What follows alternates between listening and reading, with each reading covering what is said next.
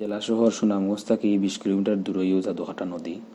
ভারতের মেঘালয় থাকি উৎপন্ন ও জাদুঘাটা নদীরে সারা দেশের দৃষ্টিনন্দন নদী হিসাবে বিবেচনা করা হয়। এই যে দেখতে পাড্ডা যে নীলফানির লেক, এই লেকের নাম হইল গিয়া শহীদ সিরাজ লেক, যা বর্তমানে অনেকের কাছে নীলাদ্রি লেক হিসাবে পরিচিত। এই লেকের চারিপাশে পাহাড় থাকার কারণে এই লেকরে আরও সুন্দর করিয়া তুলছে, যা বাংলাদেশের সুইজারল্যান্ড হিসাবে এই জায়গায় পরিচিত। দেশের বিভিন্ন জায়গা থেকে বছরের বেশিরভাগ সময়ও এই জায়গাতে ইয়া পর্যটক হলে ফাঁকাইয়া যান। আমরা হয়তো অনেকেই বইয়ের মাঝে ক্যালেন্ডারের মাঝে বাংলাদেশের অনেক সুন্দর সুন্দর ছবি দেখি, কিন্তু উন্নত যোগাযোগ ব্যবস্থা না থাকার কারণে আমরা অনেকেরই যাওয়া হয় না।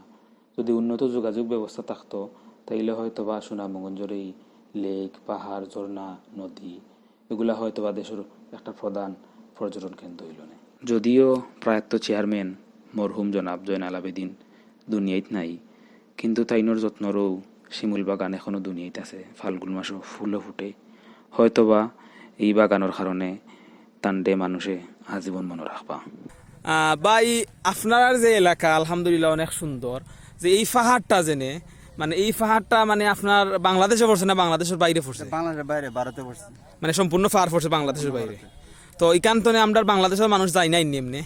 এমনিতে তো দেখা গেলো লোক আসা যাওয়া করে, তবে তার কাটা 12 জন নিরাপত্তা যে ডিজাইন আছে এখানে জানা আর কি, এর বাইরে তাই মানে এখানোর দ্বারা গেলে রিক্স হয়ে যায় কি? হ্যাঁ, রিক্স অবশ্যই রিক্স। আর এখানে আমরা দেখতাম পাঠাম আপনার ফিসে দিয়ে একটা অনেক বড় একটা লেক বা একটা দিঘির মতন, এটা কি লাগানো হইলো? এটা আপনার সোনাপাত্তর করেছিল, এটা বিসিআইসি প্রজেক্ট ছিল একটা। বিসিআইসি প্রজেক্টের সোনাপাত্তর প্রকল্প ছিল এটা। এটাকে দিয়ে পাত্র উত্তোলন করা হইতো, উত্তোলন হইতে করতে করতে এটা গভীরতা হয়েছে আর কি। আচ্ছা আচ্ছা, এখানে তো অনেক মানুষ আইয়া আমরা পর্যটক হল আইন আইয়া এখানের মধ্যে লামইন হাতারইন।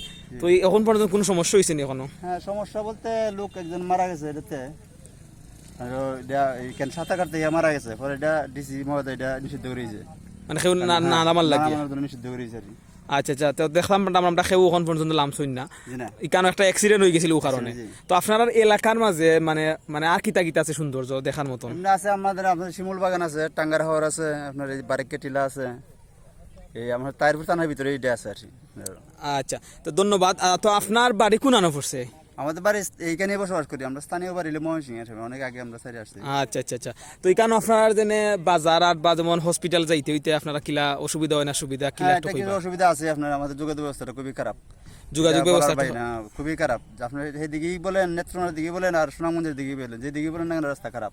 মোটরসাইকেল ছাড়া এখানে বিকল্প রাস্তা নাই, মোটরসাইকেল দিয়ে চলাচল করা লাগে। মোটরসাইকেলে চলাফেরা করতে হয়। এই যে শিমুল বাগান কি সুন্দর সারি সারি, মনে করেন শিমুল বাগানের সুন্দর ফুল ফুটে ওই যে ইয়া মাসে, ওই শীতকালে তখন ফাল্গুন মাসে অনেকেরা এই শিমুল বাগান ফুল দেখার জন্য আসে। শিমুল বাগানে আরো রয়ে গেছে এই নীলাদ্রি রেক, এখানেও মনে করেন মানুষ অনেক গিয়ে আনন্দ ফুর্তি করে।